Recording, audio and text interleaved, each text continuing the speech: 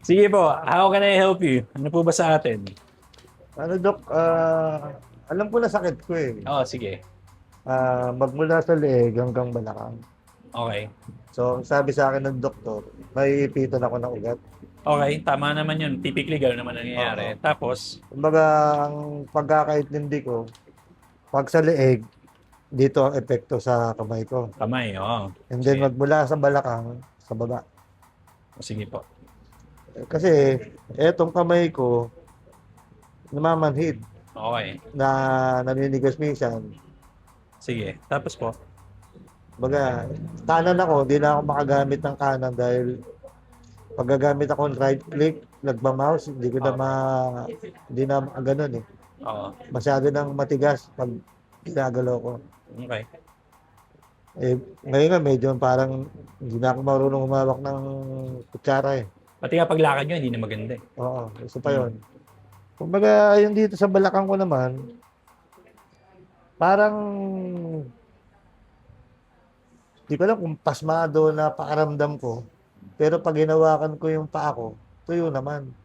Parang basa, pero tuyo naman. Okay. Oo, parang basa. And then, pag ako nakaupo, lalo pag nagda-drive ako, pag matagal na, sumasakit yung balakang ako, nakalam para akong binibiyak. Oo. Para bang manananggal na gustong... Oo. Ngayon, mararamdaman ko na yung ano, yung parang, hindi ko alam kung sciatica na yan eh. So, ipit ng ugat nga. Na, Okay. ipitan. Sas, mahapdi na yung talampakan ko. Okay. Sige po. Alright. Put your arms out this way, no? Ganun yung kamay nyo. Gano'n ko yung bababa ako. Labanan nyo. Laban nyo po. Laban nyo.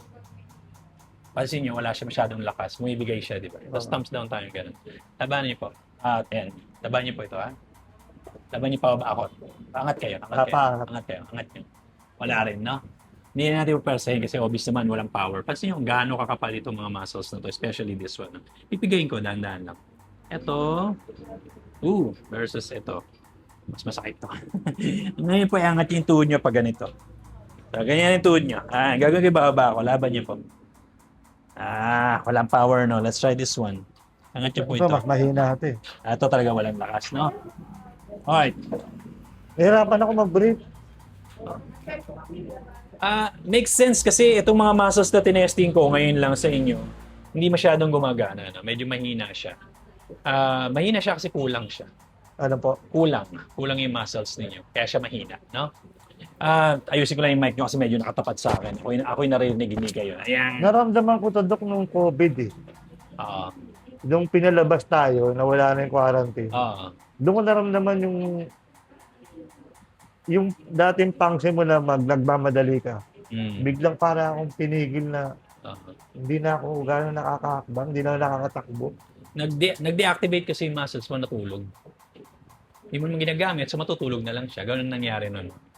So, nagkaroon ka ng mga muscles na Pag ako matagal na po, hindi ako makatagal makatayo. kasi wala ka ng support eh. Ano ba trabaho ng muscle? Magpagalaw ng buto, magsuporta sa buto. Kung kulang yung nagtatrabaho, madali kang mapapagod talaga. So, ito yung example ko. Example, may 10 muscle. Yung 5 gumagana, yung 5 tulog. Ano mangyayari sa 5 gumagana? Mapapagod. Kasi siya lang nagtatrabaho. So, pag napagod siya, kailangan pa rin niya magsuporta sa buto mo. Anong gagawin niya? Titigas ngayon siya, depende kung saan mo kailangan. Right? Titigas yan. And we call that muscle spasm. All because pagod na siya. Titigas siya. Doon ngayon papasok yung mga spondylosis, mga disc herniation, pag pina-MRI. Kasi nga nag-spasm, nagko-contract, nagkakaroon ng compression sa spine, naiipit yung mga nerves in the process. Nerves ko, No? iipit na. Alam, hindi ko yung nerves ko eh. Ang dami siyang epekto eh. Iba-iba na eh. Oo. Pag ang nerves mo naipit, ang nerves na nakakaramdam, so lahat ng nararamdaman mo ngayon, basa, pain, ngalay, lahat yun, nerves yun na naiipit. Minsan nga akala ko, umihi ako eh. Oo. Tapos wala naman pala. Yung pala, hawakan kong burg ko, di naman pala. Wala naman pala. Ang masama po, habang naiipit ang nerves, humihina rin yung muscle. Kasi ang electrical signal na dala ng nerves na naiipit na. So, imbis na dire-diretso yung electrical signal, maaaring papatak-patak na lang. Kasi nga naiipit yung ugat. Para siyang hose na naapakan mo, hindi na masyadong makalabas yung tubig. Ito nga yung MRI ko. Doesn't matter, ganoon din naman eh. Spondylosis, yun yung makikita natin, di ba? Tapos, paulit-ulit po yan, ganyan ang nangyayari sa kanya. Paipit ng paipit, pasakit, pahina ng pahina. Hindi siya madadala sa gamot kasi ang gamot ay chemical solutions sa mechanical problem. Mechanical problem ito.